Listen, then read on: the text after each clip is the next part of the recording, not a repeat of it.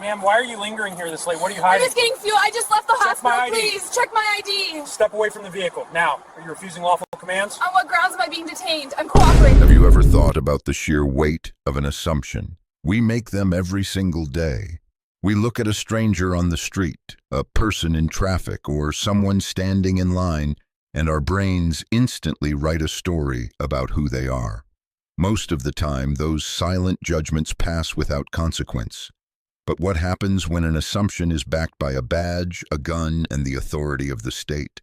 What happens when unchecked bias meets the exact wrong person in the dead of night?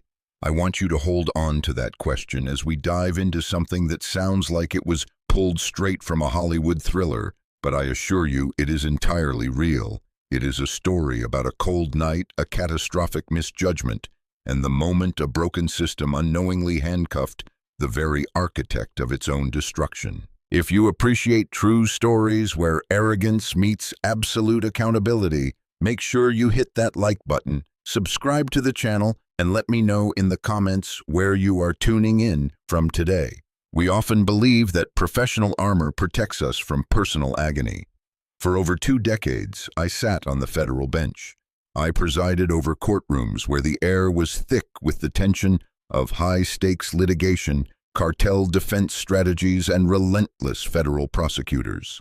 I built a reputation on an unshakable demeanor. But absolutely nothing in my legal career, no complex constitutional challenge or hardened criminal syndicate, could have prepared me for the profound helplessness I experienced under the flickering neon lights of a highway gas station. The nightmare began long before the patrol car arrived. I had been awake for nearly 2 full days, anchored to a plastic chair in the intensive care unit of our local hospital. My husband, the man who had been my anchor through every storm of my adult life, was caught in the devastating aftermath of a severe interstate collision. The doctors spoke in those terrifying, measured tones that medical professionals use when they are trying to prepare you for the worst without saying the words. They talked about internal trauma. They talked about waiting. By 2 in the morning, the attending physician placed a gentle hand on my shoulder. He told me that my husband's vital signs, while critical, had plateaued. He urged me to go home, to get a few hours of sleep, promising to call if anything shifted. Exhaustion is a strange thing. It doesn't just make you tired, it makes you physically heavy, as if the air around you has turned to water. I walked out into the freezing night wearing the same dark trousers and university sweatshirt I had hastily thrown on the day before. My car's fuel indicator had been glowing an angry amber since I left the hospital parking garage. I pulled into a deserted convenience store plaza right off the interstate. The world was completely silent, save for the hum of the solitary overhead lamp illuminating the pumps. I initiated the transaction, leaned the weight of my tired body against the driver's side door, and simply closed my eyes. I just needed a minute. I needed to breathe without the smell of clinical antiseptic filling my lungs. The sound of tires aggressively biting into the loose gravel snapped me awake. A county sheriff's cruiser didn't just pull into the lot. It executed a sweeping, deliberate maneuver to park directly behind my bumper, completely boxing me in. From a legal standpoint, this was no longer a consensual encounter. By blocking my exit, it had immediately escalated into an investigatory detention. 2 deputies emerged from the vehicle. The senior officer had a rigid posture and an expression that communicated a complete lack of doubt. His partner shadowed him, wearing a relaxed, almost bored smirk. They moved with the casual confidence of men who operated in a jurisdiction where their authority was never questioned. A high-powered tactical flashlight beam hit my retinas, blindingly bright. I didn't panic. I didn't raise my voice. I relied on the muscle memory of a lifetime spent in jurisprudence. I kept my hands visible, calmly explaining that I was reaching for my wallet to provide identification. I extracted my federal magistrate credentials, heavy, laminated, undeniable proof of my identity and office. I held it out into the harsh beam of the light, offering them the contact information for the federal clerk's office to verify my status. The senior deputy barely glanced at the seal. Instead, he looked at my exhausted face, my wrinkled sweatshirt, and the late hour. He made a profound, fatal assumption. He let out a loud, echoing laugh that pierced the quiet night. It wasn't a nervous laugh. It was the sound of absolute dismissal. His partner chuckled in agreement. They didn't call dispatch. They didn't run my name. Operating on pure, unfiltered bias, they ordered me to place my hands flat on the hood of my vehicle. When I calmly inquired about the specific reasonable suspicion required for this detention, citing the exact parameters of lawful procedure, the senior deputy simply changed his narrative, stating I was now being detained for non-compliance. Cold steel snapped around my wrists, biting into my skin. As they secured me in the back of their cruiser, I heard a sound that will echo in my mind for the rest of my life. It was the sharp, triumphant smack of a high five. They were celebrating. Have you ever felt entirely invisible while standing right in front of someone? That is the danger of unchecked prejudice. It blinds people to reality. I spent the next several hours in a concrete holding cell that smelled of damp cinder blocks and old bleach. I didn't yell for a supervisor. I didn't demand a phone call. I sat in silence, compartmentalizing the trauma. My mind, trained to build airtight legal arguments, began cataloging every procedural failure, every constitutional violation, and the exact placement of the security cameras at that gas station.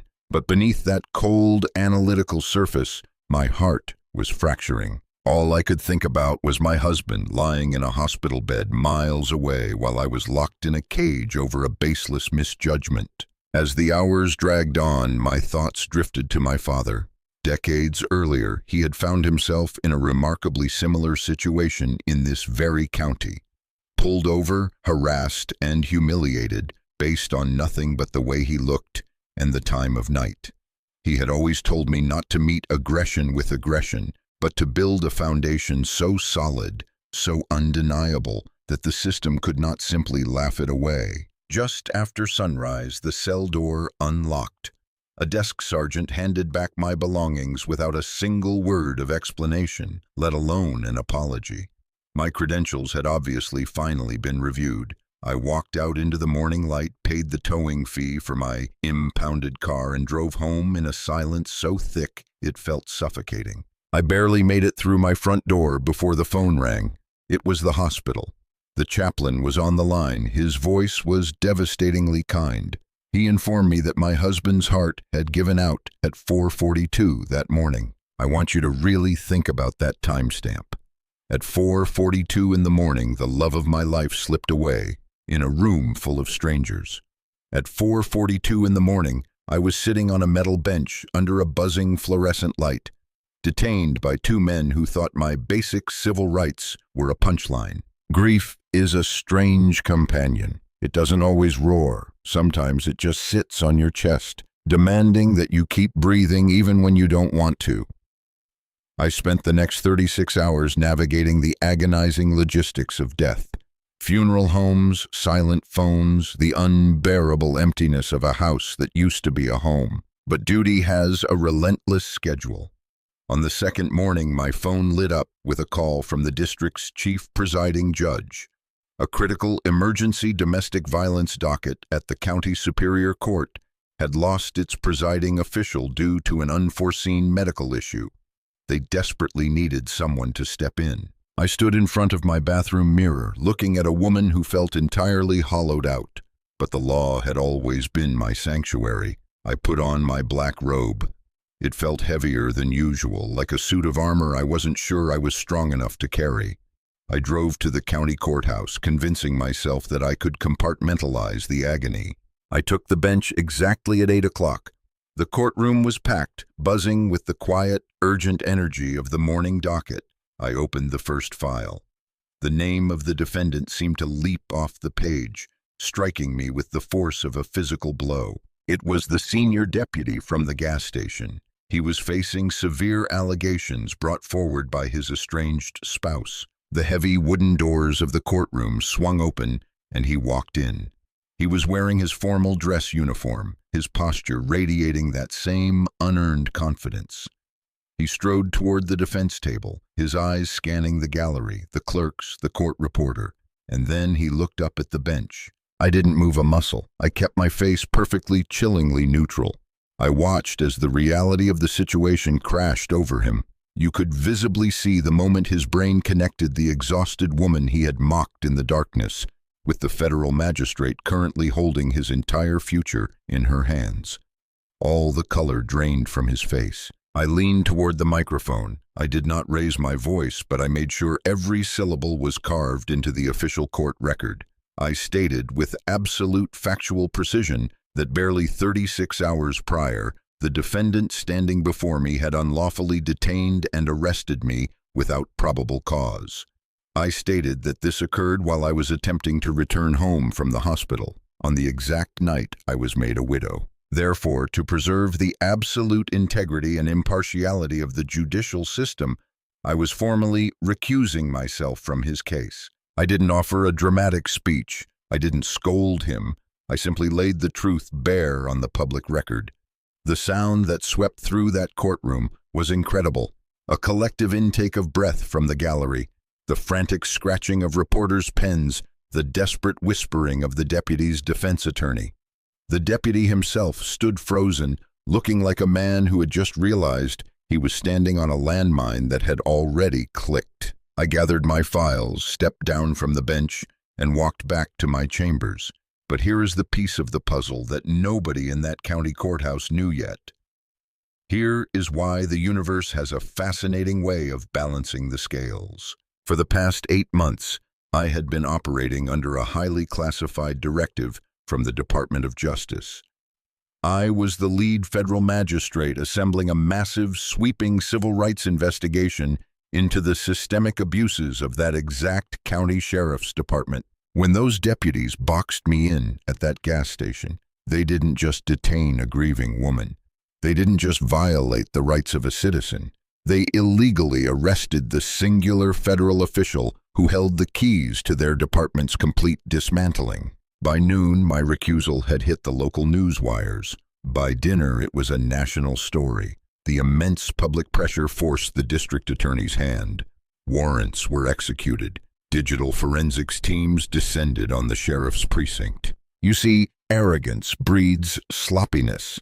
The deputies believed they had deleted the cruiser's dashcam and bodycam footage from that night. But digital footprints are stubborn things, especially when federal forensic experts know exactly where to shine a light. They recovered everything. The audio of my calm explanations, the clear visual of my federal credentials, the dismissive laughter, the high five. It was all there in high definition, time-stamped and legally unassailable. Weeks later, the landscape had completely changed. I wasn't wearing a robe. I walked into the federal courthouse as a witness. The gallery was overflowing with national media, civil rights advocates, and concerned citizens. The federal machinery had finally caught up to the reality on the ground. The trial was a masterclass in accountability. The recovered footage was played for the jury. Data analysts presented horrifying statistics showing a deep, undeniable pattern of bias in how the department conducted its traffic stops.